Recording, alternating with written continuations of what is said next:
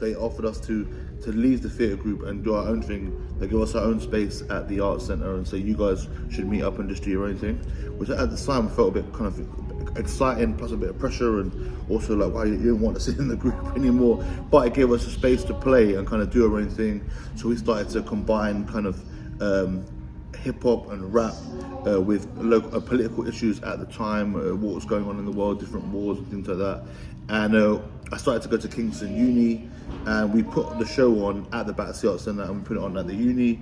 And the show itself got reviewed in the Metro, which is massively read, especially then, and the Guardian, and the Stage. And it was like, well, this is us just kind of doing our own thing, like in a way, just messing about, having fun with our mates. And it made kind of a big splash. The show actually eventually got banned, and it was banned by the Advertising Standards Agency. All these things were reported in the press and became quite a big thing. But they were really just kind of from doing what we wanted to do. And even in uni, constantly I was told to stop messing around. When in devising classes, when it's like devise what you want, just throw all sorts of things in there. But as long as you don't do that weird thing that you keep trying to put in there, that's very strange. And I soon learned at uni that after studying many different theatre companies, because I came, like, whatever I do, I get really immersed in it, I get really obsessed, following all the different movements of how theatre worked. I thought, there's no books on hip-hop theatre, there's nothing on about the combination of rap culture. Even in America, there was nothing on it. So I was like, wow, this could be this has never been done before. No one's actually formally done this. It's not part of the canon.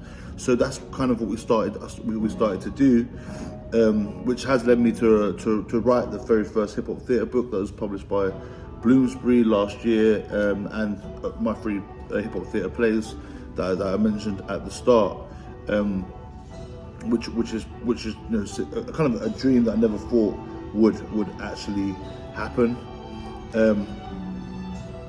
So, like, along the way, I started the Battersea Arts Centre Beatbox Academy, which is at the Battersea Arts Centre. Some of you might know it. I know the Clapham Harris Academy might be in the room. I'm not sure.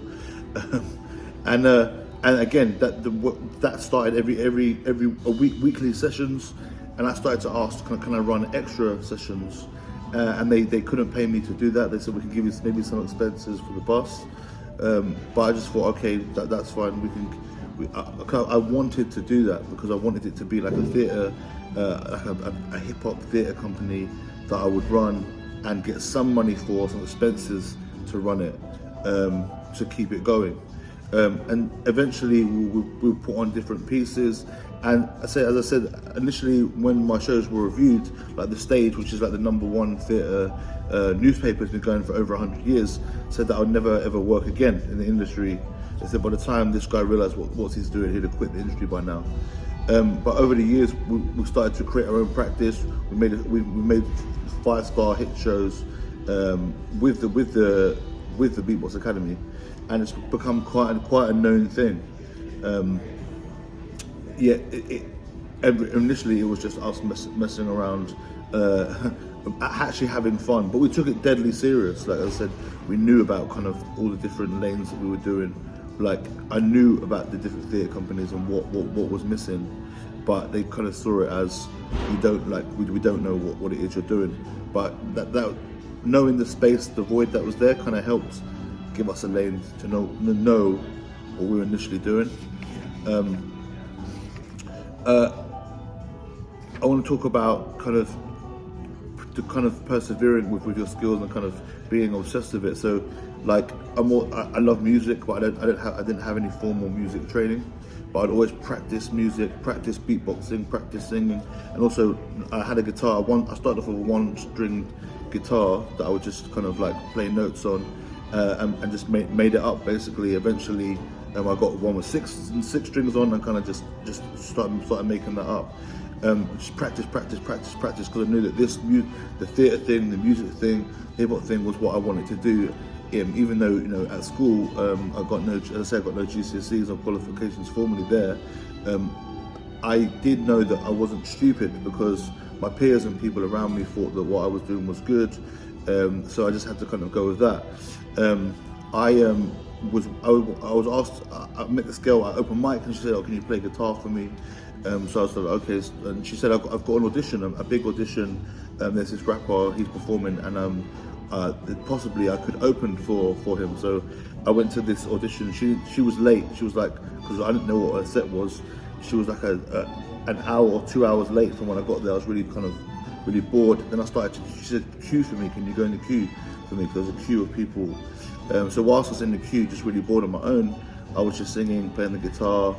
And one of the people who was a runner for the auditions said, are you auditioning for this? And I said, no, I'm waiting for someone else. And he was like, your name's not down to audition. I said, no, it's not down. And he's like, can I just walk you to the front and can you come and meet the artist? So I went through into the building. I met the artist. Can you just do what you're doing? So I was singing some R&B. Now the main act, all the acts were all grime, rap, and some spoken word. And I do rap, but I was just singing. You know, I like singing as well. And anyway, the artist was Stormzy, and he was like who I went. They took me in to meet, and he was like, "Bro, you're sick, bro. You can open the act for me." And I was just like, "Oh, okay. You sure?" Because all the acts were grime. So it led me to opening up for Stormzy. And that kind of mad because that was just me, just obviously always just practicing. I had some time to just practice in the queue because I was bored, and ended up getting to open for Stormzy, which is a great experience. Getting just to meet him, hang out with him, along with all the other kind of experiences and things that I've had, putting all these shows on and stuff. I kind of did not expect that to happen, to be honest, as a solo artist doing that, which is pretty cool. And again, that's down to just, you know, after I'd finished school, I'd race home to practice singing, practice on my guitar, practice beats, do whatever I could, because I knew that they were the only things that I was any good at, and also love doing. But it has led me to having a career and now kind of working on all these different projects, whether it be writing, directing, composing, all these different things.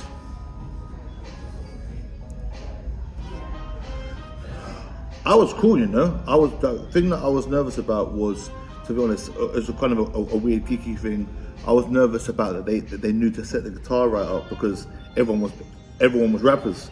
So I was thinking, I hope they're used to setting up a live guitar on the set, basically.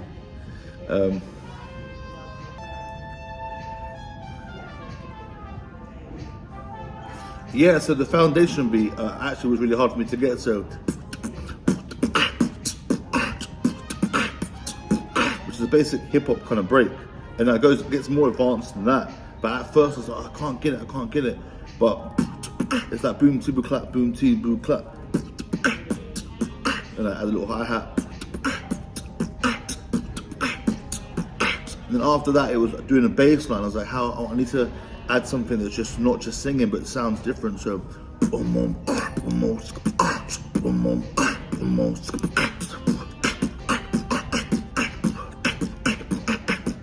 then that's the kind of different kind of rhythms that were like part of kind of street kind of hip hop, but different. So like adding in kind of ragga, adding in kind of reggae, and kind of just start thinking about the different genres and stuff.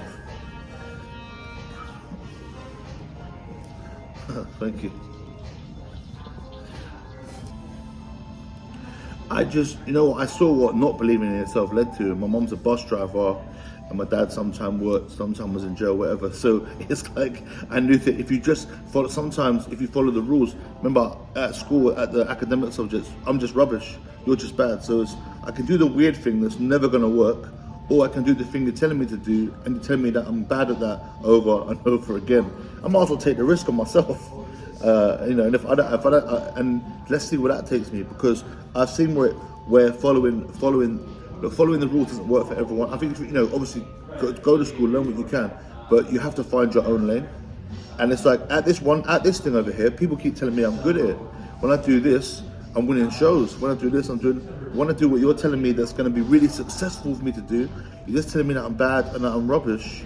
And hold on, like my mama tried to follow that, and she just drives a bus every day. My dad tries to follow that. My family members try to do that, and maybe that's not what I'm good at, or it's not for me. And actually, for me, for like academia and books and that stuff came to me later in life. It became easier. Sometimes it's not your time. It wasn't my time then to do it. We all mature at different ages, And for me, I was very creative and putting things together. But but I needed to wait a bit later and maybe learn those things and do a bit more reading and understanding them. I mean, I'm still rubbish at maths, but when it comes to all the other stuff, I became better a lot later. And I think it's just following that inner voice that tells you that, you know, when someone's telling you this ain't working, you're thinking, but it feels sick to me. Or sometimes your peers are telling you this thing is amazing, but like, you know, if the press and people are telling you this isn't going to work, you must be mad. I'm thinking, maybe there must be something in this. You know? If you think this is rubbish, I think it's going to be quite good, you know.